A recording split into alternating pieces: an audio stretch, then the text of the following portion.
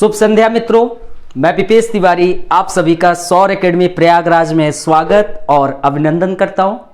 आशा करता हूं कि सभी लोग स्वस्थ एवं तंदुरुस्त होंगे और बहुत अच्छे तरीके से अपने आगामी परीक्षा की भी तैयारी भी कर रहे होंगे। राइट।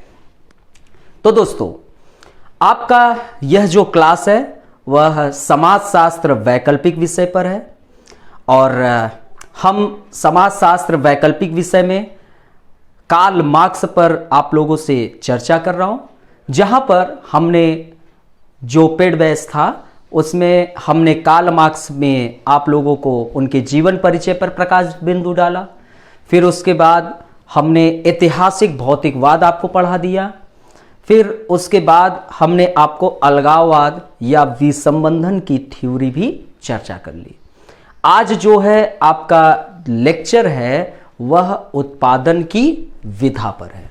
राइट।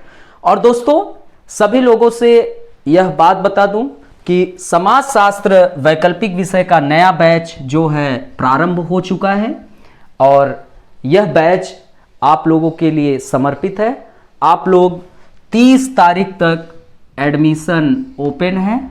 30 तारीख तक आप सभी लोग जितना जल्दी हो सके जो समाजशास्त्र वैकल्पिक विषय रखे हैं वो जितना हो सके जल्दी 30 जून तक अपना एडमिशन ले सकते हैं। ठीक है, ठीक है। तो 30 जून तक आप समाजशास्त्र वैकल्पिक विषय में जो भी एडमिशन लेना चाहता है वह एडमिशन ले ले और इस बैच का आप लाभ उठाएं। दोस्तों, समाजशास्त्र वैकल्पिक विषय में आप लोगों को जो मैं मटेरियल प्रोवाइड कराऊंगा, लेक्चर आप सिर्फ देखिए। आपको लेक्चर से कुछ नोट करने की आवश्यकता नहीं है, सिर्फ आप लेक्चर देखिए और कुछ भी नहीं। आपको प्रिंटेड नोट्स मिलेंगे, प्रिंटेड नोट्स आपको मिलेंगे। दूसरी चीज, पूरे 2010 से 2020 तक का उत्तर लेखन आपको मिलेगा। कम से कम 50 से 60 क्लासेस आपको जो समाजशास्त्र वैकल्पिक विषय में एडमिशन लिए रहे होंगे उनको 50 से 60 क्लासेस उनको क्या मिलेगा? फ्री में उत्तर लेखन का मिलेगा। और यदि आपको उत्तर लेखन में अलग से किसी को एडमिशन लेना है तो उसकी 1199 रुपए फीस है। ठीक है, 1199 रुपए। जितना जल्दी हो सके आप ले लीजिए। समाजशास्त्र वैकल्पिक विषय की जो फीस है वह 15,000 रुपए है। ठीक है, 15,000 रुपए। कितना फीस है? 15,000 रुपए। समाजशास्त्र वैकल्पिक विषय की जो फीस है वह 15,000 रुपए है और संस्था ने आप लोगों के लिए बहुत एक अच्छा ऑफर ले आया है।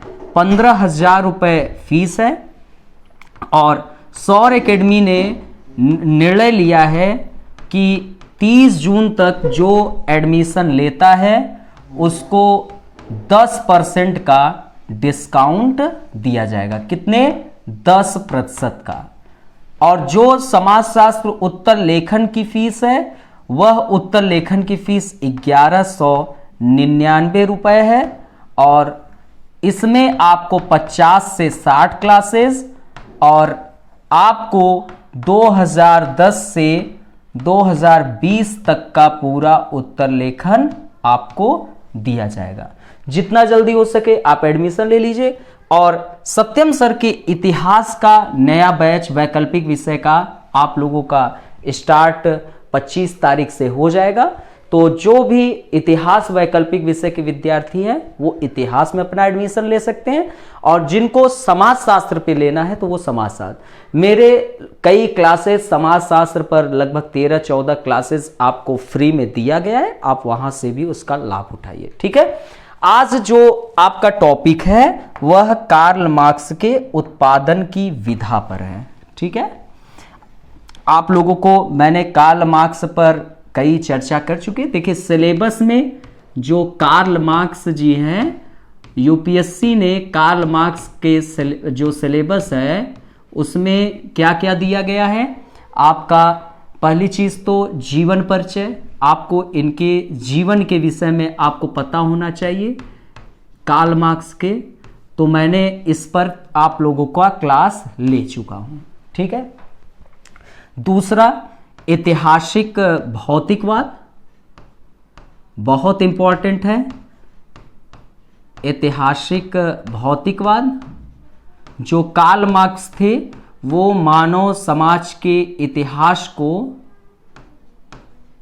आर्थिक क्रिया से जोड़कर देखा और पूरा अच्छे तरीके से बताया।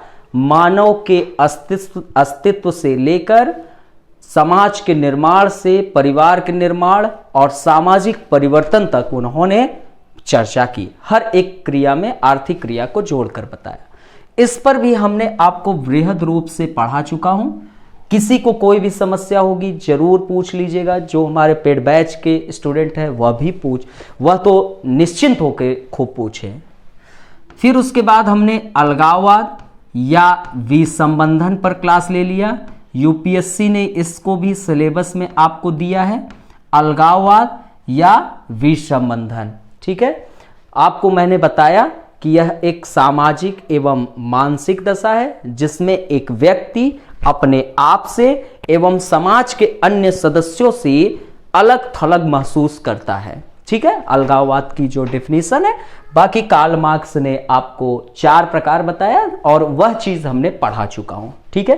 किसी को कोई भी डाउट होगी जो हमारे पेड बैच के स्टूडेंट है वो जरूर पूछ ले।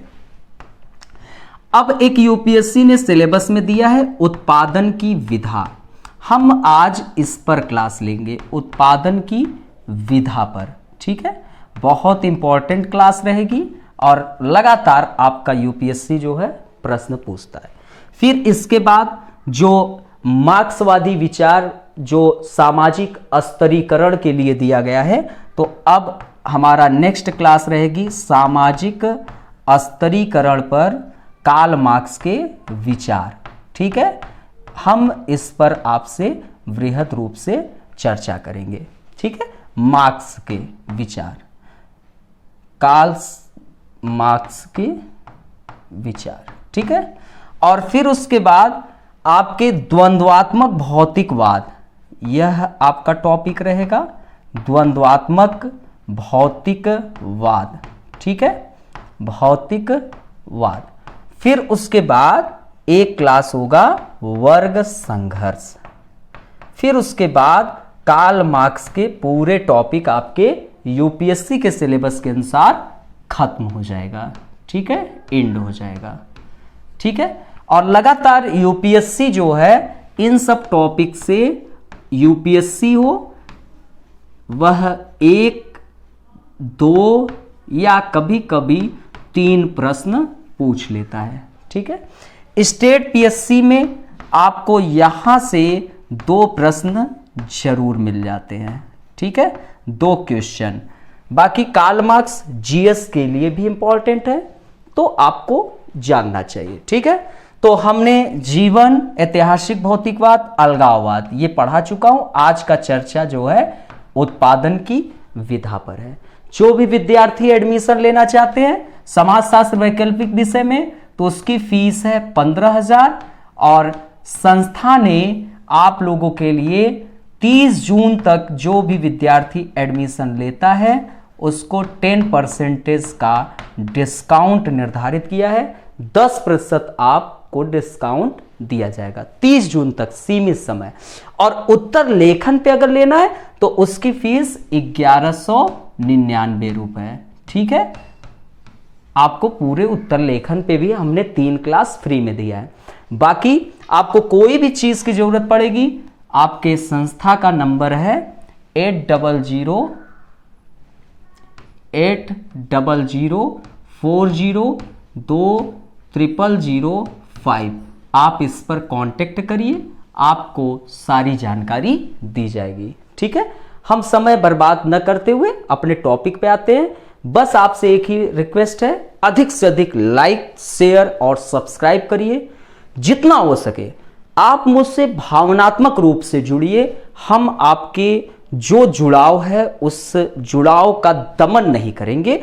आपकी कोई भी समस्या होगी, उन समस्याओं का निदान मैं जरूर करूंगा, मुझे अन्य लोगों से मतलब नहीं है। आप मुझे व्हाट्सएप मैसेज करिए, कॉल करिए, मुझे कोई प्रॉब्लम नहीं। एनी टाइम मैं सुबह 8 बजे से लेकर रात को 3 बजे तक अवेलेबल हूं। आप मुझे कॉल करिए, मैसेज करिए, कोई भी समस्या हो बिल्कुल आप निडर होकर पूछिए, एक मित्रवत की तरह पूछिए, एक टीचर की तरह पूछिए, कोई मुझे समस्या नहीं। चलिए अब हम आते हैं उत्पादन की विधा।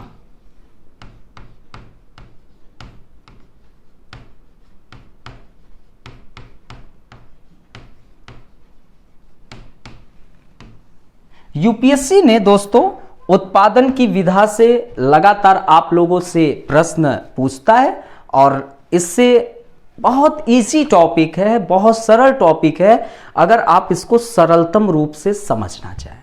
चलिए स्टार्ट करते हैं। तो जो कार्ल मार्क्स जी थे उनका मानना था कि मानव समाज में जो क्रियाएं हैं, सबसे सर्वप्रमुख क्रिया वह कौन सी क्रिया है? आर्थिक क्रिया है। ठीक है, यह कार्ल मार्क्स का मानना था।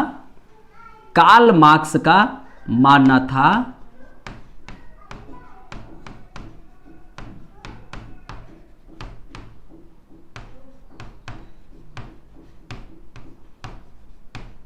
कि मानव समाज में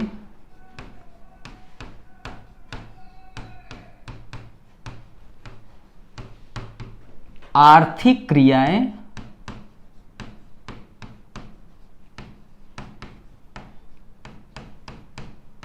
सर्व प्रमुख क्रियाएं हैं। कैसा है? सर्व प्रमुख क्रियाएं हैं। ठीक है, तो यह कार्ल मार्क्स जी का मानना था कि मानव समाज में जो आर्थिक क्रिया है वह कैसी क्रिया है? सर्व प्रमुख क्रिया है।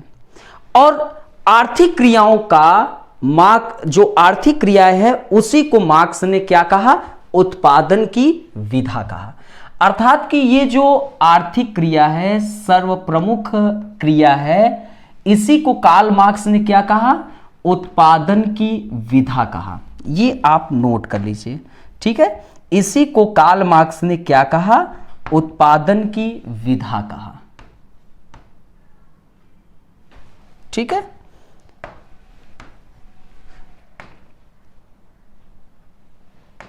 इसी को कार्ल मार्क्स ने उत्पादन की विधा कहा।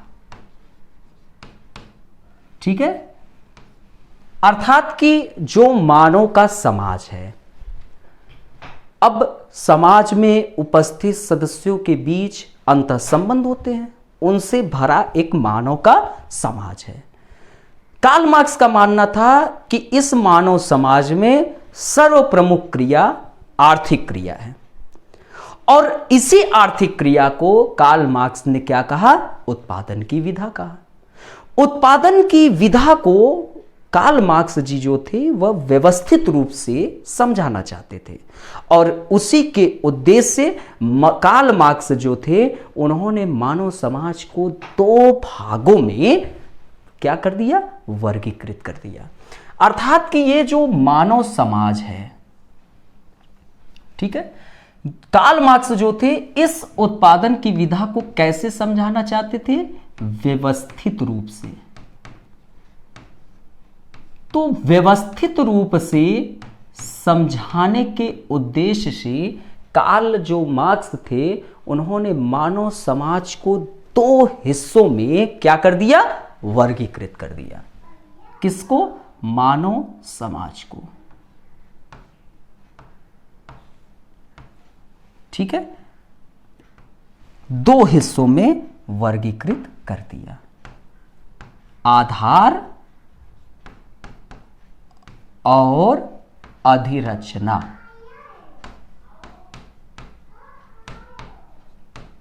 सभी लोग आराम से समझिए। ठीक है, जो कार्ल मार्क्स थे उनका क्या मानना था कि मानव का समाज जो है उस समाज में सर्व प्रमुख क्रियाएं कौन सी क्रियाएं होती है? आर्थिक क्रिया होती है।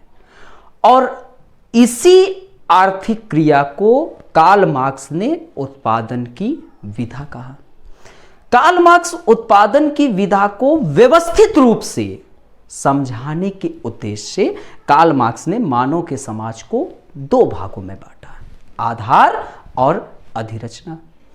कार्ल मार्क्स के अनुसार समाज का आधार, जो समाज का आधार है, उस समाज का आर्थिक आधार कहा जा सकता है। अर्थात कि जो यह मानव समाज की को दो भागों में बांटा, आधार और अधिरचना में, तो आगे कार्ल मार्क्स जी कहते हैं कि यह जो मानव का समाज का जो आधार है, यह आधार को उस समाज का क्या कहें, आर्थिक आधार कहा। क्या कहा? आर्थिक आधार कहा। ठीक है। अर्थात कि जो मानव समाज को कार्ल मार्क्स ने दो हिस्सों में क्या किया, विभाजित किया। उस दो हिस्सों में एक आधार था, एक अधिरचना थी।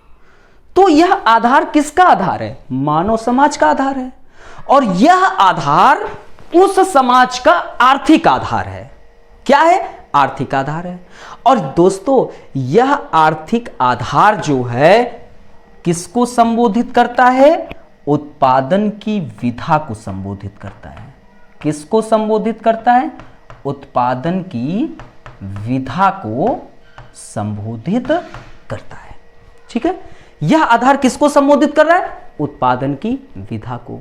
और जिसमें समाज की कौन सी क्रियाएं संपन्न हो रही है? तो जिसमें समाज की आर्थिक क्रियाएं संपन्न हो रही है। समाज की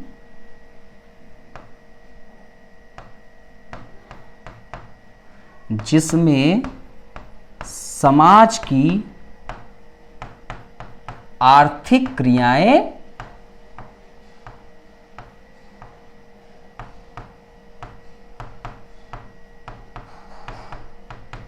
संपन्न हो रही है। ठीक है। यहां तक किसी को कोई समस्या हो तो जरूर प्रश्न पूछ लीजिएगा। ठीक है। कोई भी दिक्कत हो, आराम से बिल्कुल धीरे धीरे हम लोग चलेंगे और चीजें समझेंगे। ठीक है। तो कार्ल मार्क्स ने जो उत्पादन की विधा थी उसको व्यवस्थित रूप से क्या चाहते थे? समझाने का उद्देश्य रखते थे। इस उद्देश्य में उन्होंने मानव समाज को दो हिस्सों में वर्गीकृत कर दिया, एक आधार, एक अधिरचना। और जो समाज का आधार, कार्ल मार्क्स फिर आगे कहते हैं और बताते हैं कि जो समाज का आधार है, वह आधार उस समाज का आर्थिक आधार है। उस समाज का क्या है? आर्थिक आधार है। और यह आर्थिक आधार किसको संबोधित कर रहा है? यह आर्थिक आधार उत्पादन की विधा को संबोधित करता है। और फिर जिसमें क्या हो रहा है? जिसमें समाज की आर्थिक क्रियाएं संपन्न हो रही है। फिर आगे इस आर्थिक आधार के ऊपर समाज की पूरी अधिरचना उपस्थित होती है। अर्थात कि किसके ऊपर अधिरचना उपस्थित है? इस समाज के आर्थिक आधार के ऊपर कौन उपस्थित है? अधिरचना उपस्थित है। तो इस आर्थिक आधार के ऊपर समाज की पूरी अधिरचना उपस्थित होती है। इसको ऐसे समझिए। ठीक है। बहुत धीरे धीरे चीजों को समझना है। ठीक है।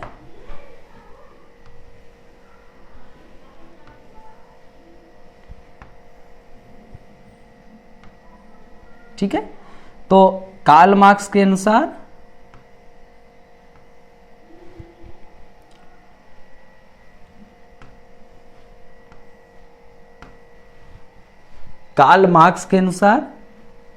एक मिनट। ठीक है। कार्ल मार्क्स ने क्या काम किया? मानव के समाज को दो भाग में क्या किया? वर्गीकृत किया। एक भाग क्या था? एक भाग था आधार और दूसरा भाग था अधिरचना। ठीक है। इस आधार को कार्ल मार्क्स ने क्या कहा? आर्थिक आधार। ठीक है।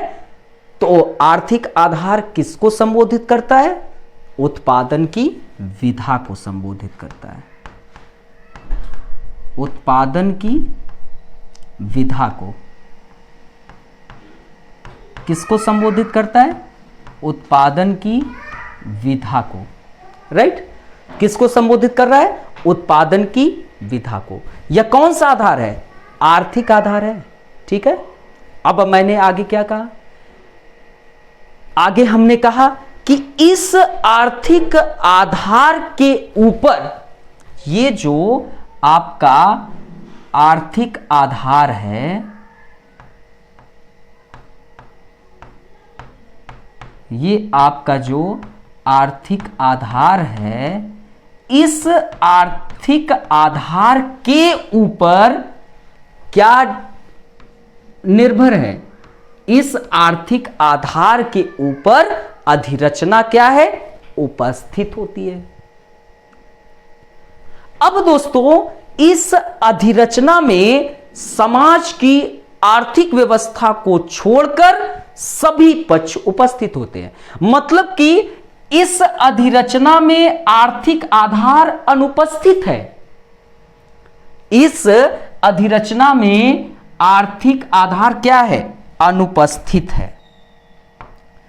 इस अधिरचना में आर्थिक आधार अनुपस्थित है, अर्थात कि आर्थिक आधार नहीं है।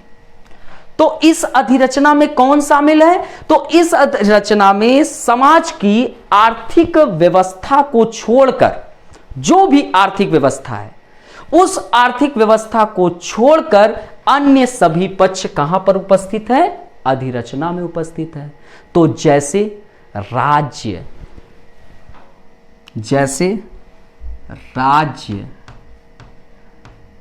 सरकार,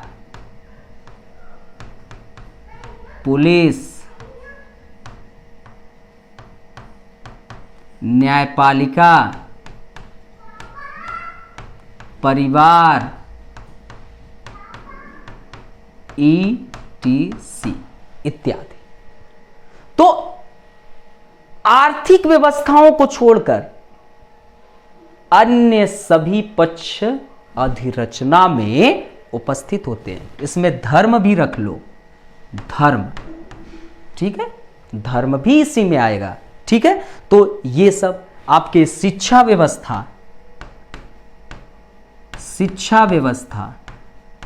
ये सब अधिरचना के तत्व है। तो कार्ल मार्क्स ने क्या काम किया? कार्ल मार्क्स ने उत्पादन की विधा को व्यवस्थित रूप से समझाने के उद्देश्य से मानव के समाज को दो भागों में विभाजित कर दिया। एक आपका आधार और दूसरा अधिरचना। और फिर उन्होंने कहा कि समाज का आधार उस समाज का आर्थिक आधार है, जो समाज का आधार है उस समाज का आर्थिक आधार है, और आर्थिक आधार उत्पादन की विधा को संबोधित करता है। जो आर्थिक आधार है वह किसको संबोधित कर रहा है? उत्पादन की विधा को संबोधित कर रहा है। और जिसमें क्या हो रहा है? जिसमें समाज की आर्थिक क्रियाएं संपन्न होती है, जिसमें समाज की आर्थिक क्रियाएं संपन्न हो रही है। कौन सी क्रियाएं संपन्न हो रही है? आर्थिक क्रियाएं संपन्न होती है। राइट। तो क्या संपन्न हो रही है? इसमें आर्थिक क्रियाएं संपन्न होनी चाहिए। और इस आर्थिक आधार के ऊपर, इस आर्थिक आधार के ऊपर समाज की पूरी, इस आर्थिक आधार के ऊपर समाज की पूरी अधिरचना उपस्थित होती है। और इस अधिरचना में समाज की आर्थिक आधार अर्थात कि आर्थिक व्यवस्थाओं को छोड़कर अन्य सभी पक्ष उपस्थित होते हैं। तो एग्जाम्पल के तौर पे राज्य, सरकार, पुलिस व्यवस्था, न्यायपालिका, परिवार, धर्म, शिक्षा व्यवस्था आदि सब उपस्थित है। अब कार्ल मार्क्स का मानना था कि आर्थिक आधार समाज का सबसे महत्वपूर्ण हिस्सा माना जाता है, क्योंकि आर्थिक आधार न हो तो समाज का जीविकोपार्जन होना अत्यंत कठिन हो जाता है।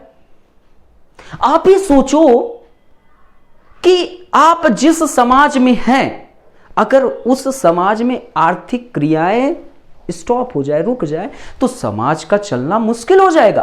कोविड-19 के दौर में इस चीज की अनुभूति हर एक व्यक्ति किया होगा जिसके पास उनके घर वाले प्रतिदिन दैनिक मजदूरी करते होंगे।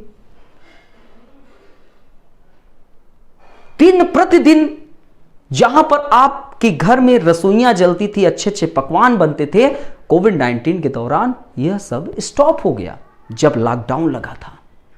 तो दोस्तों, कार्ल मार्क्स का यह मानना था कि आर्थिक आधार जो कि समाज का सबसे महत्वपूर्ण हिस्सा है, समाज की अधिरचना को प्रभावित करता है।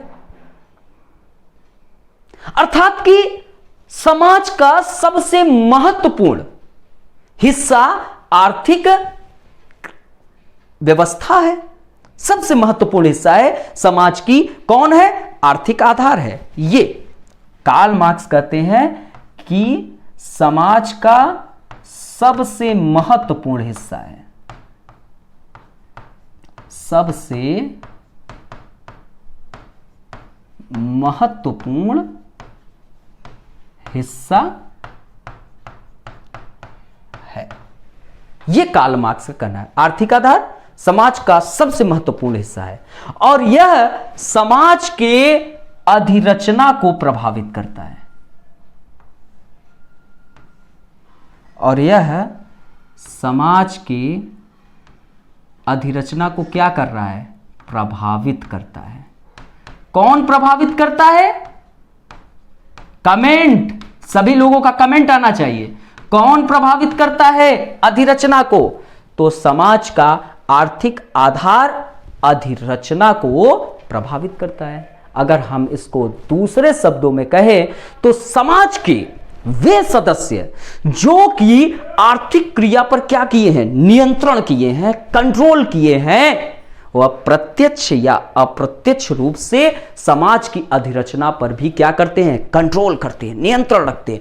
आप लोग स्वयं सोचिए कि अगर आपके घर में दादा का आर्थिक क्रिया पर बहुत बड़ा नियंत्रण है तो परिवार पर उनका प्रत्यक्ष या अप्रत्यक्ष रूप से नियंत्रण होगा कि नहीं? सभी लोग कमेंट करना। तो यही कार्ल मार्क्स कहते हैं कि जो आर्थिक आधार होता है वह समाज का सबसे महत्वपूर्ण हिस्सा माना जाता है और यह समाज की अधिरचना को प्रभावित करेगा ही करेगा। इसी को दूसरे शब्दों में कहें तो समाज के वे सदस्य जो आर्थिक क्रियाओं पर कंट्रोल किए हैं, आर्थिक क्रियाओं पर नियंत्रण किए हैं, वह डायरेक्ट या इनडायरेक्ट, प्रत्यक्ष या अप्रत्यक्ष रूप से समाज की अधिरचना पर भी नियंत्रण अपना रखेंगे और रखते भी हैं। यहां तक किसी को दिक्कत हो तो वह जरूर प्रश्न पूछना। फिर दोस्तों, यह हो गया प्रक्रिया, ठीक है। फिर कार्ल मार्क्स जो थे वह पुनः उत्पादन की विधा की जो अवधारणा थी उसका विस्तार किया। कार्ल मार्क्स जो है इस उत्पादन की विधा को और विस्तारित करना चाहते थे और इसको फैलाना चाहते थे और इसी उद्देश्य से उन्होंने उत्पादन की विधा को दो प्रमुख वर्गों में विभाजित किया। उत्पादन की विधा को क्या किया? दो प्रमुख वर्गों में वर्गीकृत किया। अब जो मार्क्स जी थे उन्होंने पुनः उत्पादन की इस जो विधा की अवधारणा थी उसको ये विस्तारित करने का प्रयास किए। अब दोस्तों, उत्पादन की विधा को जब वो विस्तार करना शुरू किए तो इसको दो प्रमुख वर्गों में विभाजित किया। तो उत्पादन की विधा को कार्ल मार्क्स ने विस्तारित जब करना शुरू किए तो उत्पादन की विधा को दो प्रमुख वर्गों में विभाजित किया। ठीक है, उत्पादन की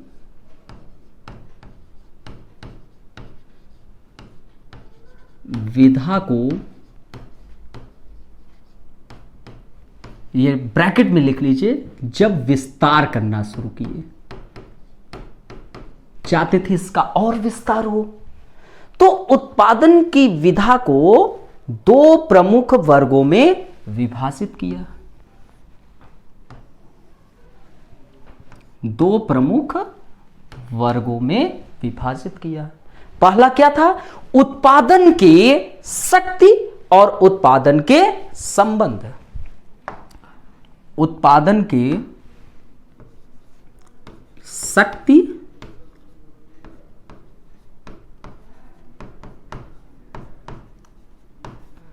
और उत्पादन के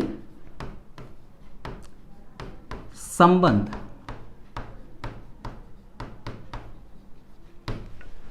अब दोस्तों, उत्पादन की शक्ति को वह कहते हैं कि यह जो है वे भौतिक एवं अभौतिक संसाधनों का सम्मिलित रूप जिसके बिना उत्पादन संभव ही नहीं है।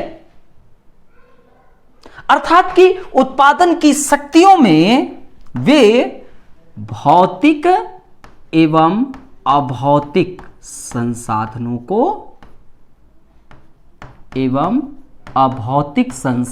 को सम्मिलित करते हैं।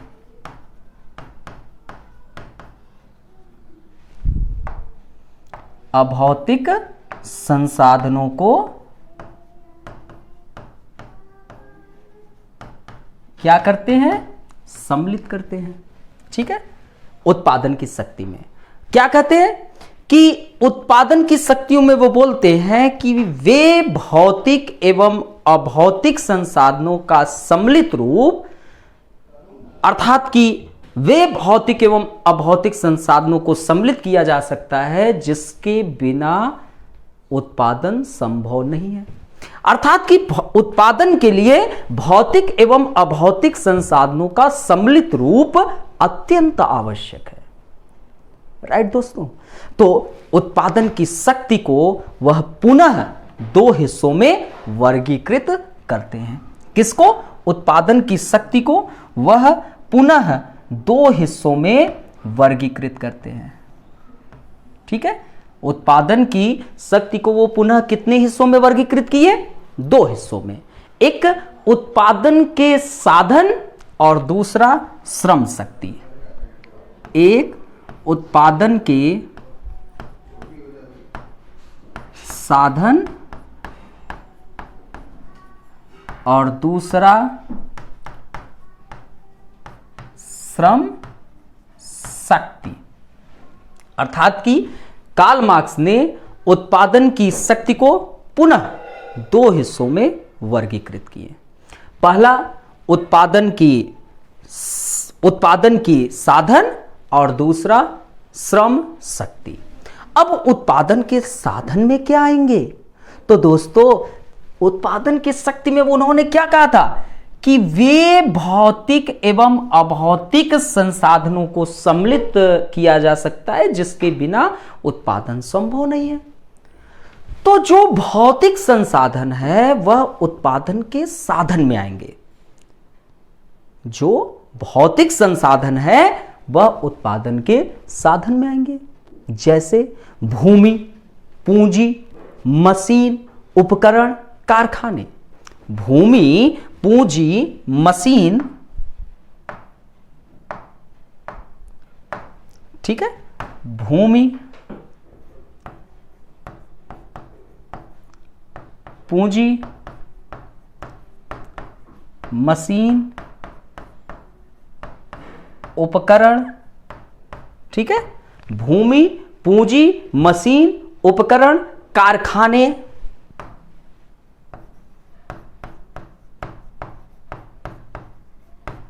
ETC ठीक है, कारखाने ईटीसी, ये सब कौन से संसाधन है?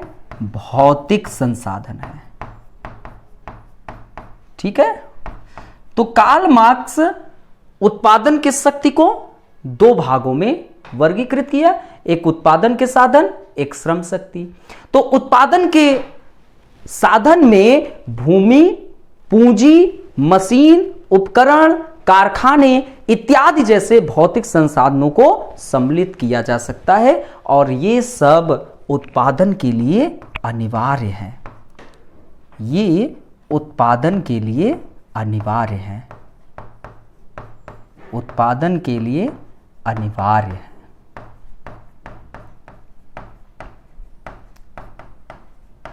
आप ही सोचिए, भूमि आपके पास नहीं रहेगी तो आप कैसे उत्पादन करेंगे? पूंजी नहीं रहेगी तो निवेश कैसे करेंगे? और मजदूरों को आप कैसे उनको आप मजदूरी दे सकेंगे? मशीन, ये सब अत्यंत आवश्यक है उत्पादन के लिए। तो ये सब भौतिक संसाधन उत्पादन के साधन में सम्मिलित होंगे। अब श्रम शक्ति में, तो इसमें श्रमिक के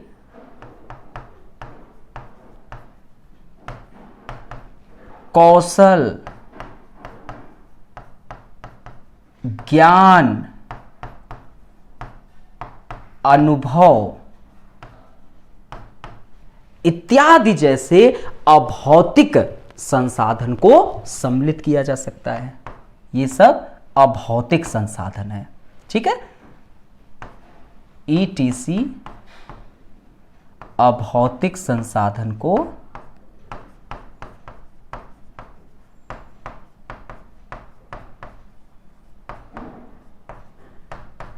सम्मिलित किया जा सकता है। तो ये उत्पादन की जो शक्ति है उसको दो प्रमुख वर्गों में विभाजित करके उत्पादन के साधन और श्रम शक्ति में कार्ल मार्क्स विस्तार करते हैं। किसको? उत्पादन के साधन को, उत्पादन की विधा को, उत्पादन की विधा को क्या है? विस्तार करना शुरू किए।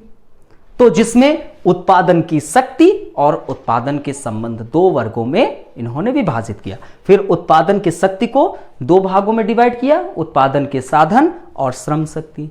अब उत्पादन के संबंध में वह कहते हैं कि समाज में उपस्थित दो प्रमुख वर्ग, समाज में उपस्थित दो प्रमुख वर्ग किस प्रकार उत्पादन के साधनों से संबंधित है। अर्थात कि समाज में उपस्थित दो प्रमुख वर्ग कौन कौन? पूंजीपति और श्रमिक वर्ग। यह समाज में उपस्थित दो वर्ग किस प्रकार उत्पादन के साधनों से संबंधित है? तो एक वर्ग कौन? जो इन संसाधनों पर स्वामित्व रखता है, वह कौन है? पूंजीपति वर्ग। और दूसरा आपका जिनके पास सिर्फ और सिर्फ अपने श्रम शक्ति पर स्वामित्व है, वह आपका क्या है? श्रमिक वर्ग है। और वह उत्पादन के इन साधनों से श्रमिक वर्ग के रूप में जुड़ा हुआ है और जो सिर्फ अपने श्रम शक्ति पर स्वामित्व रखता है। यह उत्पादन के संबंध है। ठीक है, तो उत्पादन के संबंध में आपको क्या दर्शाता है कि समाज में जो उपस्थित दो प्रमुख वर्ग है वह किस प्रकार उत्पादन के साधनों से संबंधित है।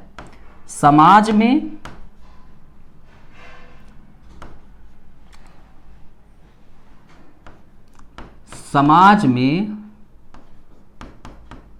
दो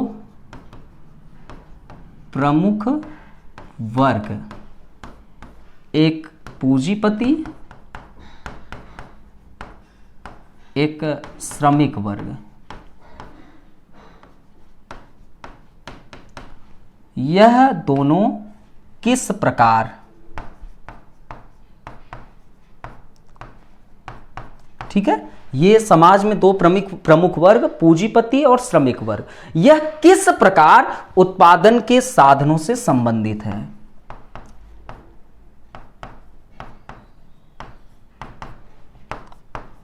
संसाधनों से संबंधित है। अब एक जो आपका पूंजीपति वर्ग है, यह उत्पादन के जो साधन है उस पर स्वामित्व रखता है। ठीक है, वह इन संसाधनों पर क्या कर रहा है, स्वामित्व रखा है। तो यह ओनर है, स्वामी है, मालिक है। यह उत्पादन के साधनों पर क्या कर रहा है, स्वामित्व रखा है। लेकिन श्रमिक वर्ग सिर्फ अपने श्रम शक्ति पर, अपने श्रम शक्ति पर क्या रखा है, स्वामित्व रखा है। ठीक है, सिर्फ अपने श्रम शक्ति पर क्या रखा है, स्वामित्व रखा है। तो ये कार्ल मार्क्स ने उत्पादन के जो विधा है उसको विस्तारित किया और उस विस्तारित में दो प्रमुख वर्गों में बांटा, एक उत्पादन की शक्ति और एक उत्पादन के संबंध। उत्पादन की शक्ति को दो प्रमुख भागों में बांटा, एक उत्पादन के साधन और श्रम शक्ति। उत्पादन के साधन में आपके भौतिक एवं अभौतिक संसाधन और आपके मतलब कि उत्पादन के साधन में भौतिक एवं अभौतिक। ठीक है, और जो आपके श्रम शक्ति है इसको उन्होंने दो प्रमुख भागों में बांटा। सॉरी, एक मिनट, देखिए उत्पादन की विधा को दो प्रमुख भागों में बांटा। फर्स्ट क्या था, फर्स्ट था उत्पादन की शक्ति एवं दूसरा क्या था, आपके उत्पादन के संबंध। ठीक है, और फिर उसके बाद उत्पादन की शक्ति को दो भागों में बांटा, एक आपके उत्पादन के साधन जिसमें भौतिक संसाधन सम्मिलित होगा और दूसरा श्रम शक्ति, इसमें अभौतिक संसाधन सम्मिलित होंगे। राइट, और उत्पादन के जो संबंध है इसमें दो प्रमुख वर्ग, एक आपका पूंजीपति, एक श्रमिक वर्ग। ये शॉर्ट में चीजें आपको बता रहा हूं कि कैसे आप शॉर्ट में करेंगे, छोटे में करेंगे। ठीक है, सभी को समझ में आया, कोई दिक्कत नहीं। फिर से एक बार बोल दे रहा हूं, कार्ल मार्क्स जी जो थे वह उत्पादन की विधा को जब विस्तारित किया तो उन्होंने क्या काम किया, उत्पादन की विधा को दो भागों में बांटा, दो वर्गों में विभाजित किया। फर्स्ट वर्ग क्या था, उत्पादन की शक्ति और दूसरा उत्पादन के संबंध। उत्पादन की शक्ति को दो भागों में बांटा, एक उत्पादन के साधन जिसमें भौतिक संसाधन सम्मिलित है, जैसे आपके भूमि, पूंजी, मशीन इत्यादि। अभौतिक संसाधन अर्थात की श्रम शक्ति।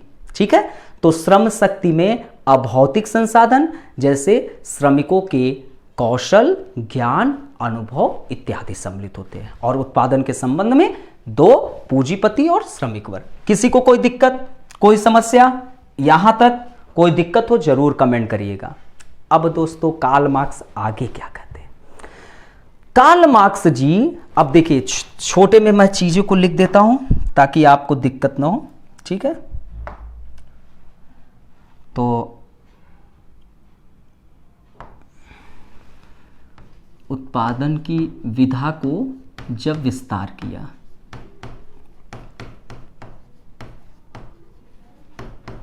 विस्तार थोड़ा यहाँ पर समझाने के लिए चीज़ें, तो उन्होंने दो भागों में बांटा, एक उत्पादन के शक्ति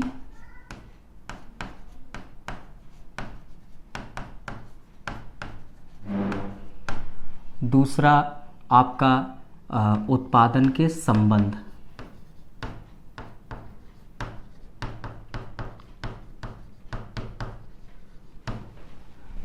फिर उत्पादन के शक्ति को दो भागों में बांटा, एक उत्पादन के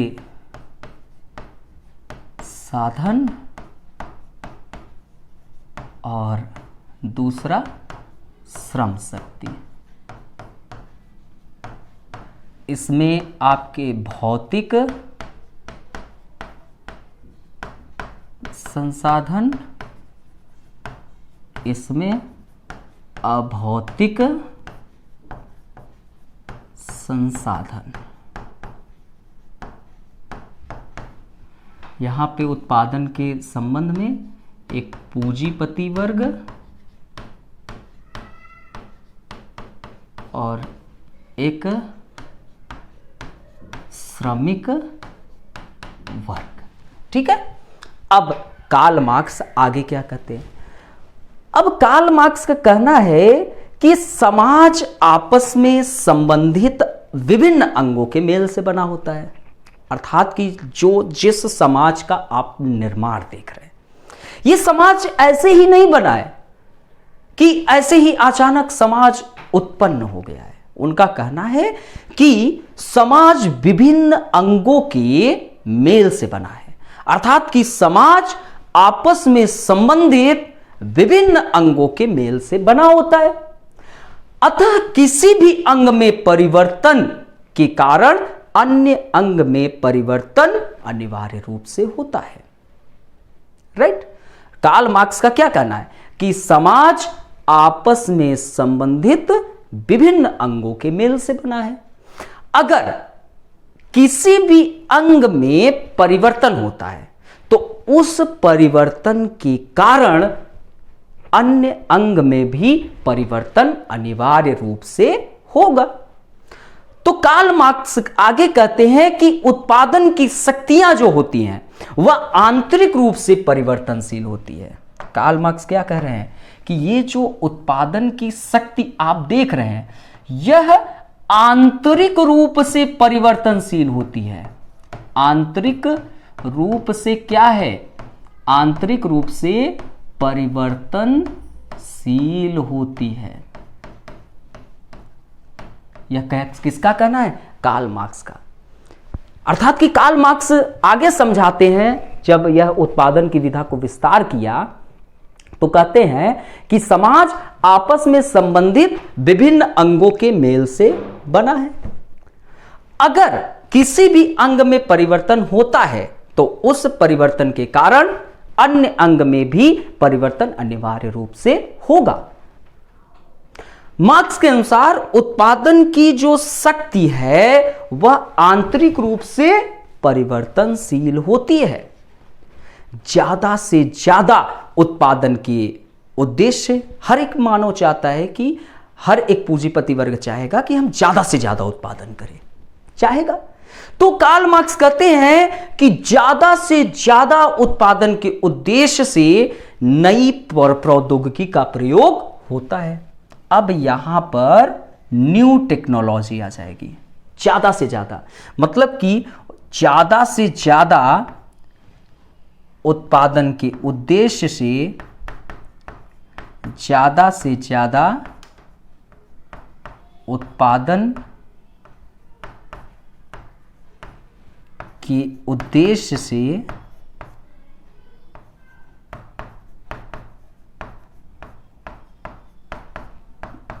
न्यू टेक्नोलॉजी की आवश्यकता होगी। ठीक है। तो नई प्रौद्योगिकी की क्या होगी? आवश्यकता होगी।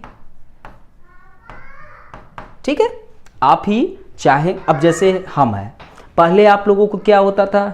चाक का यूज करते थे, बड़ी दिक्कत होती थी, हाथ में दर्द होते थे। हम चाक से भी पढ़ाए हैं तो बड़ा दर्द होता था, उसमें ज़्यादा ताकत लगानी पड़ती थी। और पता चला कि हम लोग तो जब आचार्य जी लोग रहते थे, और जैसे हम लोग सरस्वती ज्ञान मंदिर से पढ़े हैं, तो आचार्य जी लोग पढ़ाते पढ़ाते पता है दुधिया जो होती थी वो बिल्कुल छोटी सी हो जाती थी, तो वह बेचारे घिसते थे। आज क्या है, हम तो यहू पेनवों से लिख डाल रहे हैं, क्योंकि इसमें खुद ही का है, पूरा का पूरा कलर उपस्थित है लिखने का है। यहू पेनवों से लिख दे रहे हैं और ये खत्म ही नहीं हो रहा है। पता चला हथवों से लिख देंगे तो क्या हो रहा है? तो क्या हो रहा है आप ये सोचिए, सोचिए। तो क्या हुआ कि हम ज्यादा से ज्यादा उत्पादन करना चाहते। कार्ल मार्क्स ने कहा कि ज्यादा से ज्यादा उत्पादन के उद्देश्य नई प्रौद्योगिकी की आवश्यकता हुई और हम न्यू टेक्नोलॉजी का प्रयोग करना शुरू कर दिए। नए टेक्नोलॉजी का प्रयोग शुरू हुआ। अब इससे क्या होगा? तो इसके कारण अब हम न्यू टेक्नोलॉजी का प्रयोग करना शुरू कर दिए हैं, तो इसके साथ साथ जो मशीन एवं उपकरण हैं उसके स्वरूप भी परिवर्तित होंगे। पहले यहां भौतिक संसाधन में जो मशीन एवं उपकरण थे वो कैसे थे? ट्रेडिशनल थे, पुराने थे। ट्रेडिशनल थे कि नहीं? पुराने थे। समझिए, ये ट्रेडिशनल थे। 1 मिनट।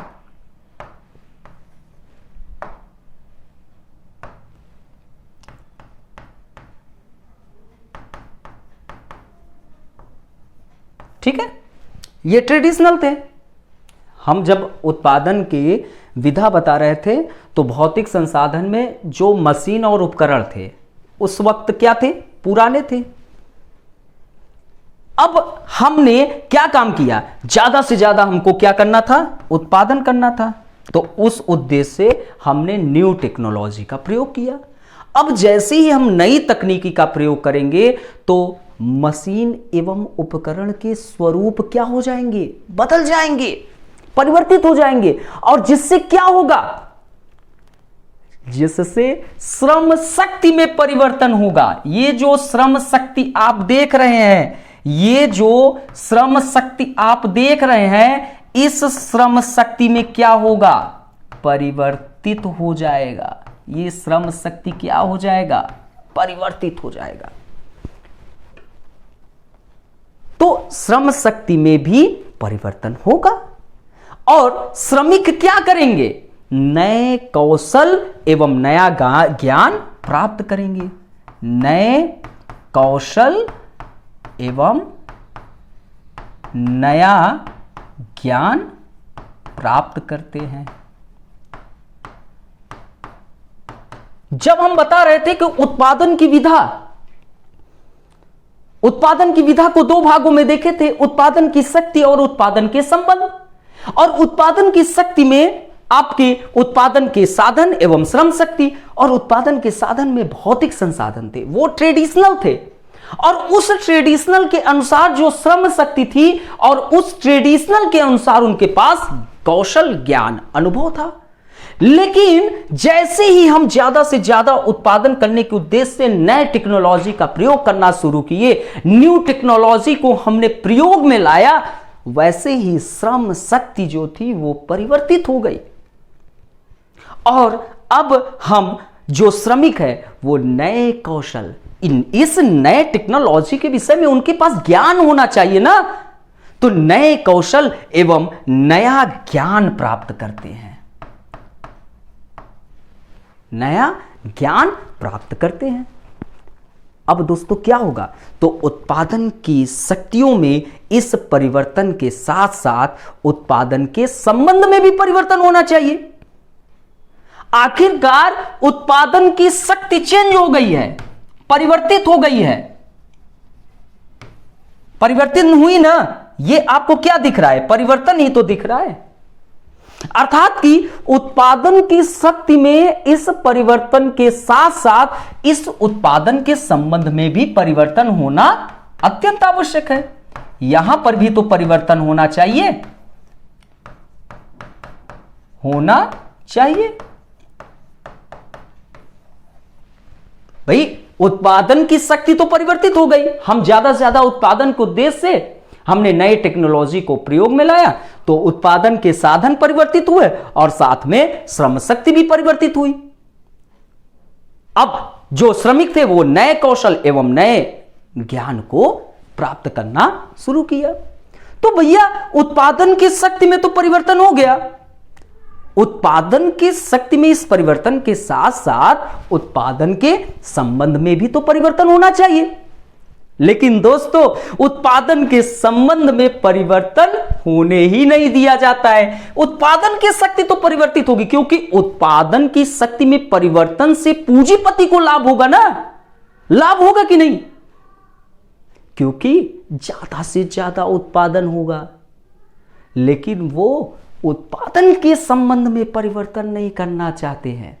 तो दोस्तों उत्पादन के संबंध को परिवर्तित नहीं होने दिया जाता है, परिवर्तन नहीं होने दिया जाता है। होने दिया जाता है। किसी को कोई दिक्कत हो तो जरूर पूछ लेना, ठीक है। अब दोस्तों, पूंजीपति वर्ग इन संबंधों को जबरन वर्तमान दशा में ही रखने का प्रयास करता है, क्योंकि उससे को लाभ हो रहा है ना। तो पूंजीपति वर्ग इन संबंध को जबरन वर्तमान दशा में रखने का प्रयास करता है, परंतु उत्पादन की शक्ति में निरंतर क्या हो रहा है? परिवर्तन हो रहा है कि नहीं? परंतु उत्पादन की शक्तियों में निरंतर हो रहे परिवर्तन के कारण उत्पादन के वर्तमान संबंधों पर निरंतर दबाव पड़ रहा है। पड़ेगा कि नहीं पड़ेगा? आप लोग कमेंट करिए, बताइए। भाई, उत्पादन की शक्ति में परिवर्तन हुआ तो उत्पादन के संबंध में भी परिवर्तन होना चाहिए, लेकिन ये लोग उत्पादन के संबंध में परिवर्तन नहीं होना देना चाहते हैं। पूंजीपति वर्ग इन संबंधों को जबरन वर्तमान दशा में ही रखने का प्रयास करता है, परंतु उत्पादन की शक्तियों में निरंतर परिवर्तन हो रहा है, लगातार परिवर्तन हो रहा है उत्पादन की शक्ति में, जिसके कारण उत्पादन के वर्तमान संबंध पर निरंतर दबाव भी पड़ेगा। अतः उत्पादन के इन संबंधों को इसी प्रारूप में लंबे समय तक आप रख ही नहीं पाएंगे। कि आप सोच रहे हैं कि इसको लंबे समय तक रख दे, यह कार्ल मार्क्स का कहना है, ठीक है। ये किसका कहना है? कार्ल मार्क्स का कहना है, क्योंकि वो कहते हैं कि उत्पादन की शक्ति में लगातार परिवर्तन हो रहा है और इस लगातार परिवर्तन के कारण उत्पादन के संबंधों पर भी निरंतर दबाव पड़ रहा है। अतः उत्पादन के इन संबंधों को इसी प्रारूप में लंबे समय तक हम नहीं रख सकते हैं और न रखा जा सकता है। एक ऐसा समय आएगा जब श्रमिक को आभास होगा। किसको? इस श्रमिक वर्ग को क्या होगा? आभास होगा। कैसा आभास होगा? कि उनका शोषण हो रहा है। क्या हो रहा है? शोषण हो रहा है। किसके द्वारा? इस पूंजीपति वर्ग के द्वारा। तो एक समय ऐसा आएगा जब श्रमिक को यह आभास होगा कि उनका शोषण किया जा रहा है। ऐसी स्थिति में उत्पादन के संबंधों में परिवर्तन अकस्मात होगा। अर्थात कि ये जो उत्पादन का संबंध है, इसमें जो परिवर्तन है वह अकस्मात होगा। परिवर्तन अकस्मात होगा।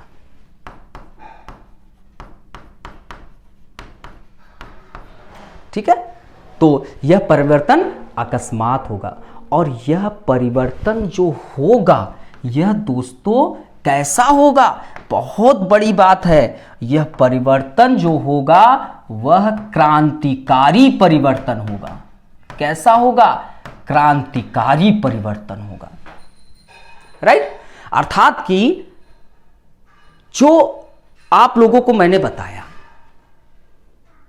पूंजीपति वर्ग जो है इन संबंधों को जबरन वर्तमान दशा में रखने का प्रयास करता है। थोड़ा सा समझिए फिर से। उत्पादन की विधा, उत्पादन की शक्ति और उत्पादन के संबंध दो भागों में बटा। उत्पादन की शक्ति में आपके क्या है? उत्पादन के साधन और श्रम शक्ति दो भागों में बांटा। और उत्पादन के संबंध में पूंजीपति वर्ग और श्रमिक वर्ग। उत्पादन के साधन में भौतिक संसाधन, श्रम शक्ति में अभौतिक संसाधन। ठीक है, अब क्या हुआ कि उत्पादन की शक्ति में परिवर्तन हुआ। ठीक है, लेकिन उत्पादन की शक्ति में परिवर्तन हुआ, लेकिन उत्पादन के संबंध में परिवर्तन नहीं होने दिया गया। अब पूंजीपति वर्ग इन संबंधों को जबरन वर्तमान दशा में भी रखने का क्या करता है? प्रयास करता है। परंतु उत्पादन की शक्तियों में लगातार परिवर्तन हो रहा है। अब इस परिवर्तन के कारण उत्पादन के वर्तमान संबंधों पर क्या पड़ेगा? निरंतर दबाव पड़ेगा। अतः उत्पादन के इन संबंधों को इसी प्रारूप में, जिस प्रारूप में यह मौजूद है, इसी प्रारूप में आप लंबे समय तक नहीं रख सकते हैं। बिल्कुल भी नहीं रख सकते हैं कि लंबे समय तक आप रख ले। एक समय ऐसा आएगा जब श्रमिक को यह आभास होगा कि हमारा शोषण हो रहा है। किसके द्वारा? पूंजीपति वर्ग के द्वारा क्या हो रहा है? हमारा शोषण हो रहा है। ऐसी स्थिति में उत्पादन के संबंधों में परिवर्तन अकस्मात होगा, और यह परिवर्तन कैसा होगा? क्रांतिकारी परिवर्तन होगा। और यह दोस्तों श्रमिक वर्ग की क्रांति से उत्पन्न होगा, और यह श्रमिक वर्ग की क्रांति से उत्पन्न होगा। ठीक है, और यह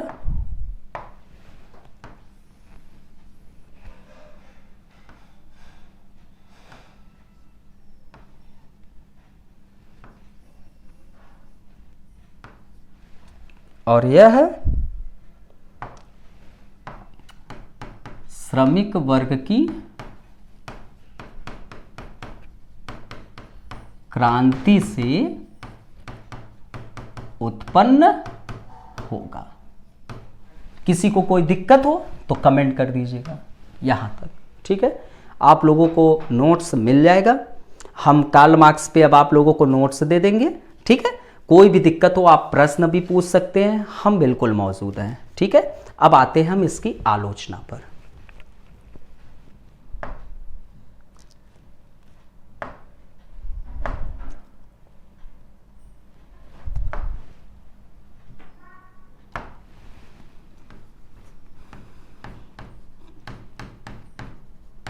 ठीक है, अब आते हैं आलोचना पर। किसी को कोई दिक्कत हो तुरंत पूछ लीजिएगा। तो दोस्तों, उत्पादन की विधा से संबंधित जो मार्क्सवादी विचारधारा है उसकी आलोचना की गई, और उसकी आलोचना क्यों की गई? क्योंकि इसके आर्थिक निर्धारणवाद के कारण। उत्पादन की विधा की आलोचना क्यों की गई? आर्थिक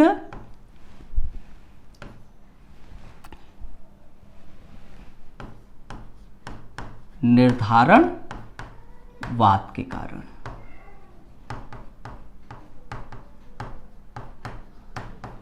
ठीक है दोस्तों, तो जो उत्पादन की विधा से संबंधित मार्क्सवादी विचारधारा थी उसकी आलोचना हुई।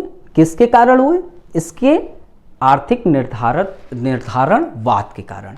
क्या था कि मार्क्स ने जो है पहले से ही निर्धारित कर लिया कि उत्पादन की विधा में, उत्पादन के संबंध में हम परिवर्तन होने ही नहीं देंगे। ये मार्क्स पहले से ही डिसाइड कर लिए, निर्णय कर लिए हैं कि उत्पादन के विधा में उत्पादन के संबंध को हम परिवर्तित ही नहीं होने देंगे, और यह क्रांति अनिवार्य है, अर्थात कि यह क्रांति होकर ही रहेगी। आप लोगों ने देखा जो श्रमिक क्रांति से उत्पन्न होगी तो वह निर्धारित कर लिए हैं। तो कार्ल मार्क्स जो उत्पादन की विधा की अवधारणा देते हैं उसकी आलोचना इसके आर्थिक निर्धारणवाद के कारण की गई, क्योंकि मार्क्स ने पहले ही निर्धारित कर लिया है कि उत्पादन की विधा में, उत्पादन के संबंध में हम परिवर्तन होने ही नहीं देंगे। अतः क्रांति जो है वह अनिवार्य है, वह अपरिहार्य है। राइट। और मार्क्स का जो यह विचार है उत्पादन की विधा, यह रूढ़िवादी प्रयोजनवाद अथवा कारणवाद से ग्रसित है। किससे? रूढ़िवादी प्रयोजनवाद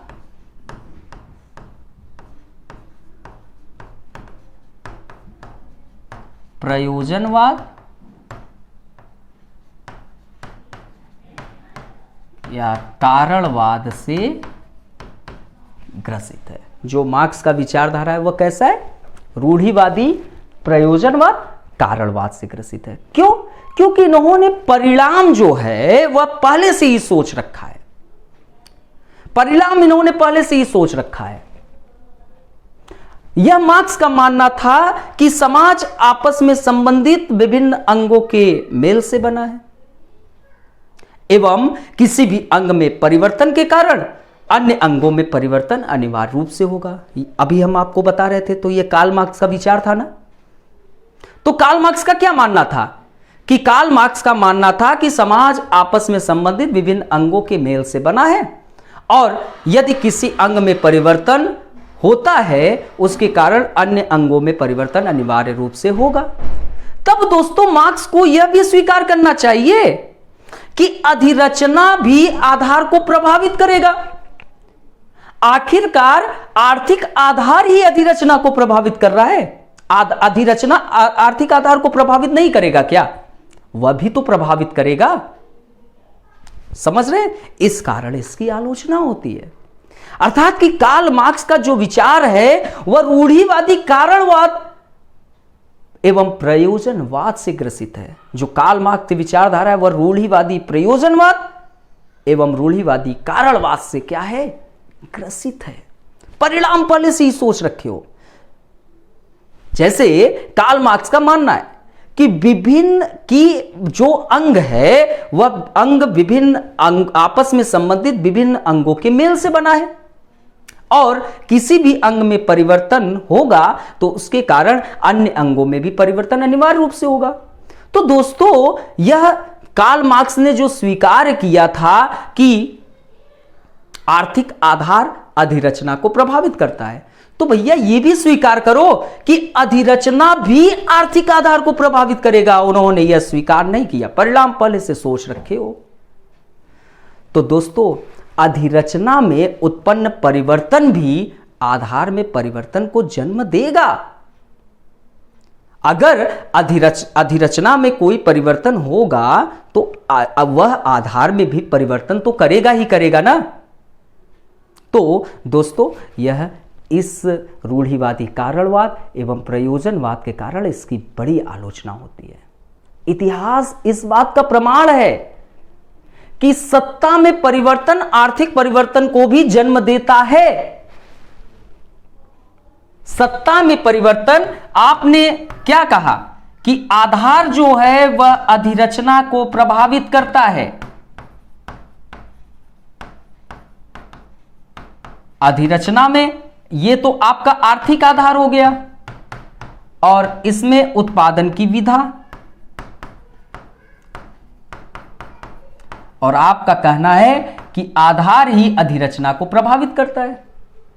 इसमें राज्य, सरकार, पुलिस, न्यायपालिका ये सब आएंगे। तो दोस्तों अधिरचना भी आधार को प्रभावित कर सकता है। अधिरचना भी तो आधार को प्रभावित कर सकता है। आपने तो परिणाम पहले से ही सोच रखा है, कार्ल मार्क्स साहब पहले से ही सोच रखा है। यदि दोस्तों इस अधिरचना अर्थात कि सत्ता में परिवर्तन होगा, सत्ता में परिवर्तन होगा तो वह इस आर्थिक आधार को तो प्रभावित करेगा ही करेगा ना, करेगा। अब जैसे आप देखो भारत में पंचवर्षीय योजना, ये 5 ईयर प्लानिंग किसका हिस्सा है? अधिरचना का हिस्सा है। जो पंचवर्षीय योजना है वह अधिरचना का हिस्सा है, परंतु यह आर्थिक आधार को भी तो जन्म देती है, आर्थिक प्रभाव को भी तो जन्म देती है। यह पंचवर्षीय योजना आर्थिक प्रभाव को भी तो जन्म देती है कि नहीं? देती है। आर्थिक प्रभाव को भी जन्म देती है। तो दोस्तों अधिरचना भी तो आर्थिक आधार को प्रभावित कर रहा है। तो कार्ल मार्क्स साहब आप तो रूढ़िवादी कारणवाद एवं प्रयोजनवाद से बिल्कुल ग्रसित है। परिणाम पहले से ही सोच रखे हो कि आधार ही अधिरचना को प्रभावित कर सकती है, अधिरचना आधार को नहीं प्रभावित कर सकती है। लेकिन यहां पर तो सत्ता में परिवर्तन होता है तो वह आर्थिक आधार को प्रभावित करेगा ही करेगा। चाहे हम एग्जाम्पल में देखें पंचवर्षीय योजना, यह भी अपने आर्थिक प्रभाव को जन्म देती है। पंचवर्षीय योजना वह तो अधिरचना का हिस्सा है, लेकिन यह तो आर्थिक प्रभाव को तो जन्म दे रही है। राइट दोस्तों? तो ये चीज, और दोस्तों वेबर भी तो यह समझाने का प्रयास किया, धर्म किसका हिस्सा है? अधिरचना का हिस्सा है ना। धर्म अधिरचना का हिस्सा है। और दोस्तों वेबर ने तो सिद्ध भी कर दिया था कि अधिरचना जो है वह आर्थिक आधार को परिवर्तन करेगी, जन्म देगी। आप लोगों को मैं अभी वेबर में पढ़ाऊंगा प्रोटेस्टेंट ईसाई धर्म। जैसे वेबर की एक पुस्तक थी प्रोटेस्टेंट नीति शास्त्र एवं पूंजीवाद की भावना, वहां पर उन्होंने यह सिद्ध कर दिया कि धर्म जो है वह आर्थिक आधार को परिवर्तित करती है। अब जब धर्म जो है अधिरचना का हिस्सा है ना, धर्म किसका हिस्सा है? धर्म अधिरचना का हिस्सा है और वह आर्थिक आधार को परिवर्तित कर रहा है।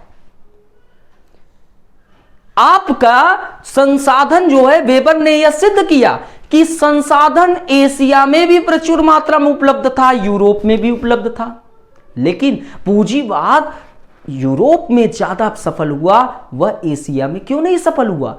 क्यों? क्योंकि प्रोटेस्टेंट ईसाई धर्म में मान्यताएं मौजूद थी कि मनुष्य के जीवन में एक न एक व्यवसाय होना चाहिए और उसको उसके अपने व्यवसाय के प्रति निष्ठा का भाव होना चाहिए, उसको पुनर्निवेश करना चाहिए, व्यसन में खर्च बहुत बिल्कुल नहीं करना चाहिए, उसको एक वैवाहिक जीवन में जीवन यापन करना चाहिए। तो उस प्रोटेस्टेंट ईसाई धर्म की मान्यताओं ने यूरोप में पूंजीवाद को सफल किया, तो वह आर्थिक आधार को परिवर्तित करने में सफल हुआ ना दोस्तों। तो इस कारण दोस्तों कार्ल मार्क्स की आलोचना होती है। डेहरेनडॉर्फ एक विद्वान है, डेहरेनडॉर्फ,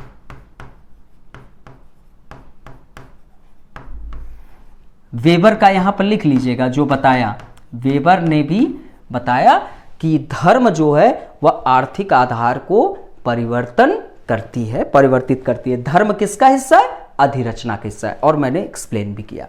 डेहरेनडॉर्फ ने भी समझाने का प्रयास किया कि पूंजीवाद अपने चरम पर पहुंचेगा, श्रमिक उत्पादन का हिस्सा बन जाएगा। अर्थात कि डेहरेनडॉर्फ का कहना है पूंजीवाद जो कैपिटलिज्म है वो जब चरम पे पहुंचेगा, ठीक है, पूंजीवाद अपने जब चरम पे आएगा तो श्रमिक उत्पादन का हिस्सा बन जाएगा, जो श्रमिक है वह उत्पादन का हिस्सा बन जाएगा। अतः उन्हें नियुक्त करना और उन्हें निकाल देना वो बहुत सरल नहीं रह जाएगा, वो अत्यंत कठिन कार्य हो जाएगा, ठीक है। तो ये डेहरेनडॉर्फ का कहना है कि जब पूंजीवाद अपने चरम पे पहुंचेगा, श्रमिक उत्पादन का हिस्सा बन जाएगा और उन्हें नियुक्त करना तथा उन्हें निकाल देना यह सरल नहीं रह जाएगा। तो दोस्तों आपका यह उत्पादन की विधा टॉपिक यहीं पर समाप्त होती है। किसी को कोई समस्या हो तो कमेंट करिए, ठीक है, सभी लोग कमेंट करिए। बहुत अच्छे से आपको चीज़ें समझ में आ गई होगी, कहीं पर कोई दिक्कत, कहीं पर कोई समस्या, मजा आया? ओके। तो दोस्तों अब मैंने ये टॉपिक आपका समाप्त कर दिया। जो समाजशास्त्र वैकल्पिक विषय का बैच है वह आपका प्रारंभ है। हमने कार्ल मार्क्स पे उनके जीवन परिचय पढ़ा चुका हूँ। दूसरा टॉपिक ऐतिहासिक भौतिकवाद पढ़ा चुका। तीसरा टॉपिक आपका अलगाववाद विसंबंधन पढ़ा चुका। चौथा टॉपिक उत्पादन की विधा, यह सब के लिए समर्पित कर दिया हूँ, कोई भी देख सकता है। अब हम चर्चा करेंगे नेक्स्ट लेक्चर पर। आप लोगों का कल का लेक्चर क्या होगा? जो सामाजिक स्तरीकरण है उस पर मैं चर्चा करूंगा। फिर उसके बाद वर्ग विभाजन पर चर्चा करूंगा कार्ल मार्क्स के, और फिर आपके द्वंद्वात्मक भौतिकवाद, कार्ल मार्क्स समाप्त हो जाएगा। फिर हम वेबर पे आ जाएंगे।